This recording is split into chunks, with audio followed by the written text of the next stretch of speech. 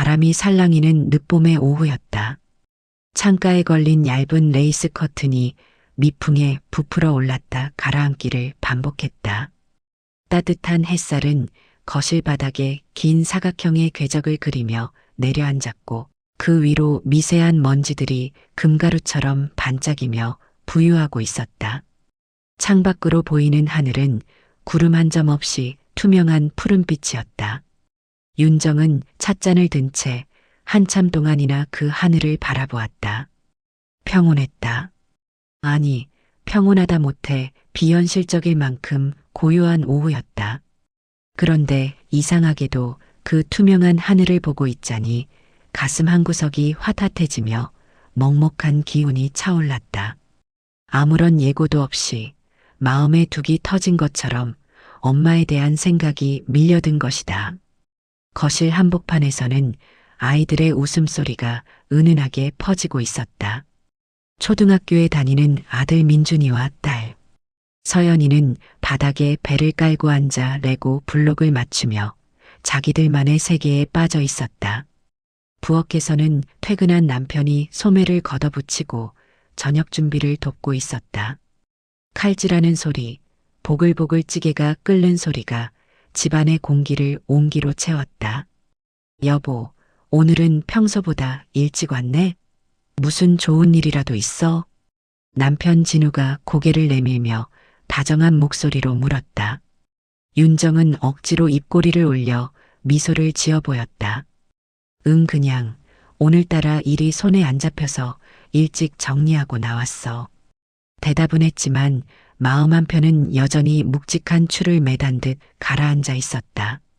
그녀는 지금 남부러울 것 없는 삶을 살고 있었다. 자신을 끔찍이 아끼는 남편, 건강하고 밝은 아이들, 그리고 햇살이 잘 드는 이 따뜻한 집. 20대에 치열했던 가난과 30대에 고단했던 사회생활을 지나 비로소 도달한 안식처였다. 하지만 그 행복의 단단한 지표면 아래를 파내려가 보면 그곳에는 언제나 거칠고 투박한 엄마의 손마디가 버티고 있었다. 윤정은 문득 자신의 하얗고 매끄러운 손을 내려다보았다. 이 손을 지키기 위해 엄마의 손등은 얼마나 많은 계절 동안 터지고 갈라져야 했을까? 기억은 소리 없이 윤정을 어린 시절의 단칸방으로 데려갔다. 새벽 5시, 세상이 여전히 짙은 남색의 어둠에 잠겨 있을 때 윤정은 머리맡에서 들려오는 부스럭거리는 소리에 눈을 뜨곤 했다. 낡은 문틀이 삐걱거리는 소리, 조심스럽게 옷을 챙겨 입는 엄마의 숨소리. 엄마는 어린 자식들이 깰까봐 숨을 죽이며 머리맡에 놓인 작은 손전등을 챙겼다. 엄마 벌써 가? 잠결에 웅얼거리는 윤정의 목소리에 엄마는 소스라치게 놀라며 다가와 아이의 이불을 여며주었다. 차가운 새벽 공기를 머금은 엄마의 옷자락에서 흙내음과 마른 풀 냄새가 났다. 더 자라 우리 강아지. 해 뜨려면 멀었다. 졸린데 엄마도 조금만 더 자지. 괜찮다. 엄마는 잠이 없어서 그래. 우리 딸 뜨끈한 국에 밥 먹여 학교 보내려면 엄마가 부지런히 움직여야지. 엄마는 그렇게 말하며 힘겹게 몸을 일으켰다. 방문을 열고 나가는 엄마의 뒷모습은 집 마당에 서 있는 오래된 감나무처럼 작고 외로워 보였다. 아버지가 사고로 세상을 떠난 뒤 30 중반의 젊은 과부가 된 엄마에게 허락된 것은 오직 노동뿐이었다. 엄마는 닥치는 대로 일했다. 새벽에는 남의 집 밭일을 도와주고 낮에는 시장 귀퉁이에서 나무를 팔았다. 밤에는 눈이 침침해질 때까지 부업으로 봉투를 접거나 바느질을 했다. 세 남매의 등록금과 생활비는 온전히 엄마의 굽은 허리에서 나왔다. 철없던 시절, 윤정은 그런 엄마가 부끄러웠던 적도 있었다. 학교 운동의 날, 흙먼지가 묻은 작업복 차림으로 달려와 손을 흔드는 엄마의 모습이 싫어 고개를 돌린 적도 있었다. 도시락 반찬이 만날 김치와 멸치뿐이라고 투정을 부리며 젓가락을 내던졌던 기억은 이제 날카로운 화살이 되어 윤정의 심장에 박혔다. 우리는 괜찮다. 너희만 잘 먹고 잘 공부하면 엄마는 하나도 안 힘들다.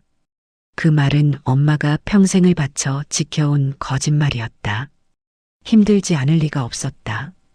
뼈마디가 쑤시고 잠은 늘 부족했으며 남의 집 일을 하며 겪었을 수많은 수모가 있었을 텐데도 엄마는 자식들 앞에서는 언제나 강철 같은 거인이었다.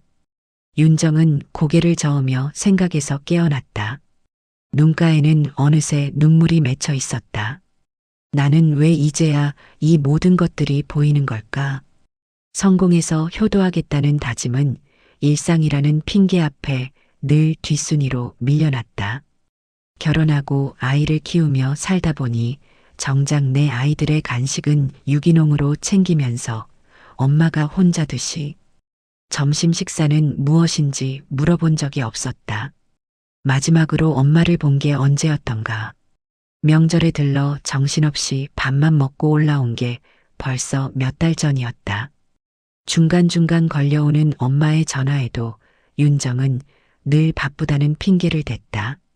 엄마, 나 지금 애들 학원 보내야 해서 나중에 전화할게. 이번 주말에는 시댁 행사가 있어서 못 내려가요. 미안해.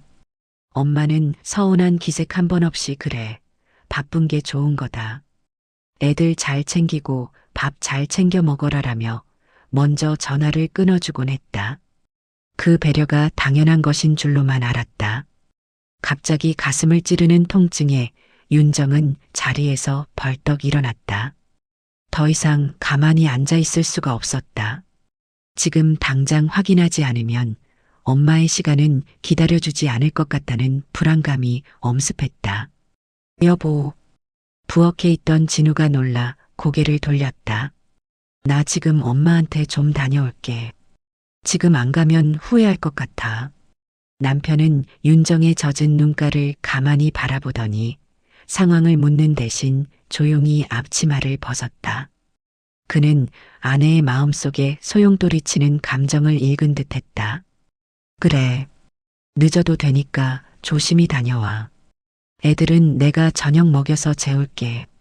걱정 말고 가봐. 남편의 배려 섞인 한마디에 참았던 눈물이 왈칵 쏟아졌다. 윤정은 짧게 고개를 끄덕이고는 정신없이 짐을 챙기기 시작했다. 차 키를 챙기려다 윤정은 멈춰섰다. 빈손으로 갈 수는 없었다. 그녀는 다시 부엌으로 들어가 냉장고를 열었다. 엄마가 좋아하시던 것들이 무엇이었는지 기억의 파편을 맞춰 나갔다. 엄마는 당신 입으로 들어가는 것에는 평생 인색했지만 딸이 해주는 음식이라면 무엇이든 꿀맛이라며 좋아하셨다. 윤정은 마트에서 사온 신선한 배추를 꺼냈다. 엄마는 갓 담근 아삭한 겉절이를 좋아하셨다. 고춧가루와 멸치액젓, 마늘을 듬뿍 넣어 양념을 만들었다. 또한 비가 오거나 바람이 부는 날이면 엄마가 늘 찾으시던 들깨 수제비가 떠올랐다. 고소한 들깨 가루를 한 봉지 챙기고 반죽을 치댔다. 밀가루 반죽을 치대며 윤정은 생각했다. 엄마의 손목 터널 증후군은 아마도 수천 번, 수만 번 자식들을 위해 반죽을 치대고 빨래를 짜던 세월의 훈장일 것이라고. 그리고 마지막으로 엄마가 가장 좋아하시는 갈치조림을 준비했다. 두툼한 갈치에 물을 깔고 비법 양념장을 얹었다. 엄마가 이거 진짜 좋아하셨는데 내가 너무 늦었지. 혼잣말을 내뱉는 목소리가 떨렸다. 손은 바삐 움직였지만 마음은 이미 고향 집 마당에 도착해 있었다. 어릴 적 비 오는 날이면 엄마는 커다란 양은 냄비에 수제비를 한가득 끓여놓고 우리를 기다리셨다. 김이 모락모락 나는 수제비를 호호 불며 먹던 그 시절, 단칸방은 세상에서 가장 아늑한 궁전이었다. 윤정은 그때 엄마가 왜 항상 국물만 드시고 건더기는 자식들 그릇에 덜어주셨는지 이제야 완벽히 이해할 수 있었다. 그것은 희생이라는 단어로는 다 설명할 수 없는 본능에 가까운 사랑이었다. 음식을 통해 정성스럽게 담아 차에 실었다. 시동을 거는 손끝이 미세하게 떨리고 있었다. 도심을 벗어나 고속도로를 달리는 동안 해는 뉘엿뉘엿 지평선 너머로 기울고 있었다. 창문을 조금 열자 도시의 매연 대신 싱그러운 풀내음과 거름 냄새가 섞인 시골의 공기가 밀려 들어왔다. 익숙한 풍경들이 파노라마처럼 스쳐 지나갔다. 중학교 시절 버스비를 아껴 문제집을 사겠다며 1시간을 걸어 다녔던 그 신장로, 친구들과 물장구 치던 냇가, 겨울이면 썰매를 타던 논바닥. 그 모든 장소에는 엄마의 그림자가 덧씌워져 있었다. 밭일을 하다가도 딸이 지나가는 시간이 되면 길가로 나와 손을 흔들어 주던 엄마. 검게 그을린 얼굴에 하얀 치아를 드러내며 웃던 그 소박한 얼굴이 어둠이 깔리기 시작한 차창 밖으로 겹쳐 보였다. 윤정아, 밥 먹어라. 환청일까? 바람소리에 섞여 엄마의 목소리가 들리는 듯했다. 멀리서 들려오는 그 정겨운 외침은 언제나 윤정에게 돌아갈 곳이 있다는 안도감을 주었다. 세상이라는 거친 파도 속에서 허우적대다가도 엄마라는 항구가 있기에 다시 일어설 수 있었다는 것을 왜 그토록 오랫동안 잊고 살았을까? 마을 입구에 들어서자 커다란 느티나무가 수호신처럼 마을을 지키고 있었다. 시간이 멈춘 듯한 풍경이었다. 낮은 담장 위로는 장미 넝쿨이 붉게 피어 있었고 골목 구석구석에는 평화로운 정적이 흐르고 있었다. 윤정은 엄마의 집 앞에 차를 세웠다. 낡은 대문은 예전보다 더 낡아 보였고 담벼락에 칠해진 페인트는 여기저기 들떠 있었다. 심장이 터질 듯이 빠르게 뛰었다. 마치 처음 고백을 하러 가는 소녀처럼 긴장되고 떨렸다. 조심스럽게 대문을 열고 안으로 들어갔다. 마당 한쪽에는 엄마가 가꾸는 작은 텃밭에 상추와 고추가 파릇하게 자라고 있었다. 엄마. 마루에 앉아 콩나물을 다듬던 엄마가 고개를 들었다. 어스름한 저녁빛 속에서 엄마의 눈동자가 윤정을 향했다. 순간 정적이 흘렀다. 엄마는 마치 헛것을 본 사람처럼 눈을 가늘게 뜨고 한참을 바라보았다. 아니 윤정아, 내가 여길 어째 무슨 일이냐?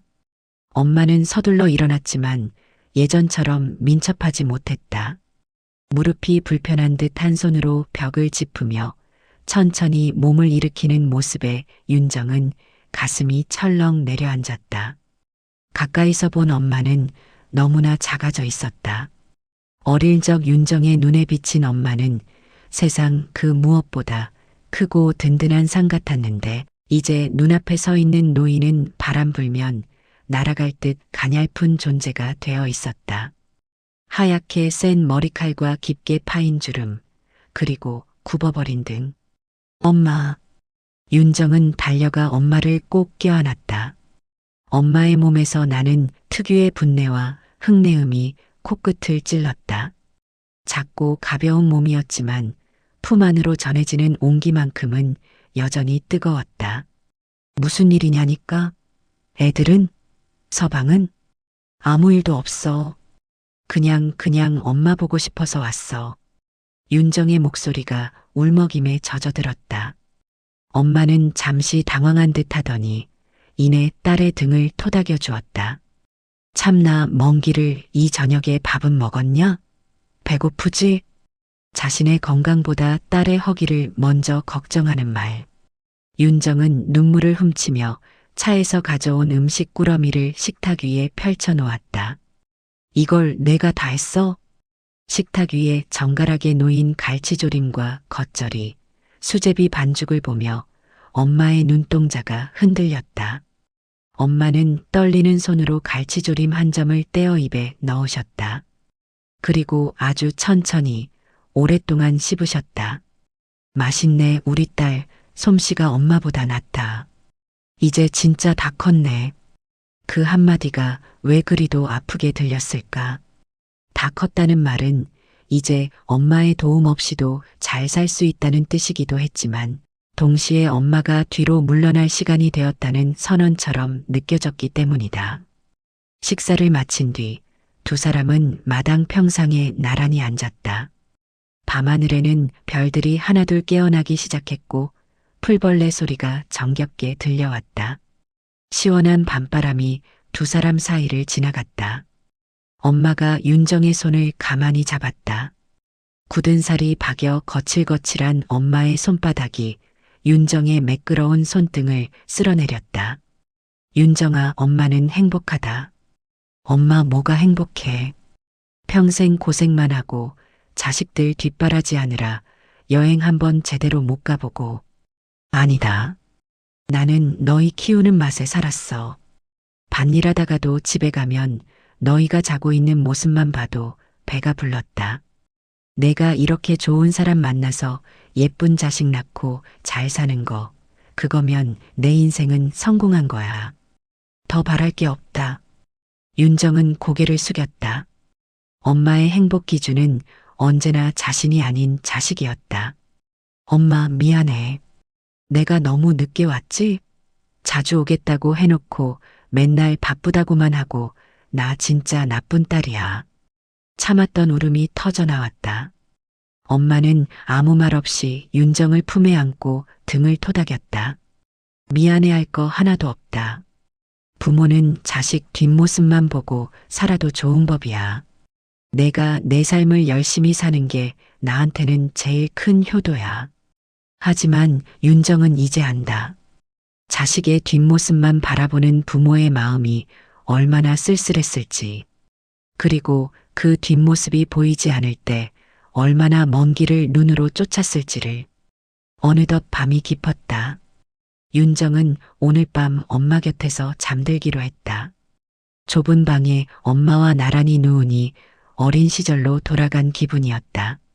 엄마, 나 이제 자주 올게. 애들도 데리고 오고 맛있는 것도 많이 사줄게. 이제 나한테 기대. 엄마는 쉴 자격 충분해. 엄마는 대답 대신 딸의 머리칼을 쓰다듬어 주었다. 그 부드러운 손길에 윤정은 스르르 잠이 들었다. 다음 날 아침 눈을 떴을 때 주방에서는 구수한 된장찌개 냄새가 나고 있었다. 엄마는 어느새 일어나 아침을 준비하고 계셨다. 어제보다 한결 가벼워진 엄마의 뒷모습을 보며 윤정은 다짐했다. 이 소중한 풍경을 절대 당연하게 여기지 않겠노라고. 집으로 돌아오는 길, 윤정의 마음은 어제와는 달리 맑고 가벼웠다. 백미러로 멀어지는 고향집과 그 앞에 서서 차가 보이지 않을 때까지 손을 흔들던 엄마의 실루엣을 보며 그녀는 중얼거렸다. 당신이 저의 엄마여서 정말 행복합니다. 사랑은 내리사랑이라 했던가. 엄마에게 받은 이 거대한 사랑을 이제 윤정은 자신의 아이들에게 전해줄 것이다. 그리고 그 아이들이 또다시 누군가의 부모가 되었을 때 엄마의 그 굽은 등과 거친 손마디에 담긴 진심을 이해하게 되기를 바랐다. 봄바람이 다시 차창 안으로 스며들었다. 이제 곧 여름이 오고 가을이 오겠지만 윤정의 마음속에는 엄마라는 따스한 봄볕이 영원히 지지 않고 머무를 것임을 확신했다. 그녀는 핸들을 잡은 손에 힘을 주며 입가에 환한 미소를 지었다. 세상에서 가장 아름다운 이름, 엄마를 가슴 깊이 새기며. 세상 모든 딸들의 마음속엔 미안함이라는 이름의 엄마가 살고 있다고 하죠.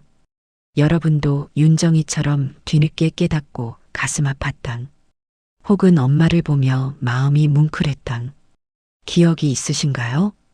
여러분의 소중한 사연을 댓글로 나누어 주세요. 그리고 이런 따뜻한 이야기들을 계속 함께 나누고 싶으시다면 구독과 좋아요로 저희 은빛 잉크 낭독극장을 응원해 주세요. 당신의 마음을 위로하는 이야기, 앞으로도 조용히 그리고 따뜻하게 돌려드리겠습니다.